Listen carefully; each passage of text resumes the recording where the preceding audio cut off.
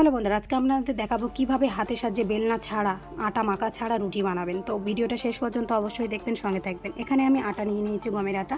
এর মধ্যে দিয়ে দিচ্ছি আমি লবণ, হলুদ, লঙ্কা গুঁড়ো, একটু চিনি। তো এখানে হলুদ বা চিনিটা আপনারা যে কোনো জিনিস স্কিপ করতেই পারেন। জল দিয়ে সুন্দর একটা এরকম গাঢ় ডো তৈরি করে নিলাম।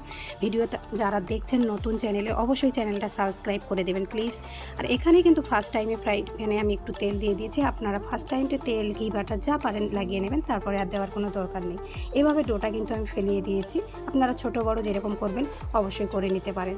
এভাবে দুটোই পাশ মিডিয়াম আঁচের মধ্যে আপনাদের সেঁকে নিতে হবে। দেখুন, রুটি তেল ছাড়া সুন্দরভাবে না বেলনা ছাড়া বানিয়ে নেবেন। এটাও আবার খুব নরম তুলতুলে। এখানে বেশ খানিকটা আমি বানিয়ে ফেলেছি।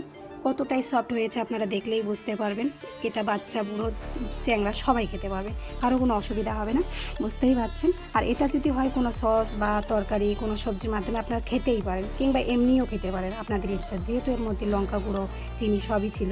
তো কেমন হয়েছে ভিডিওটা অবশ্যই জানাবেন, আর কার কার পছন্দ হয়েছে।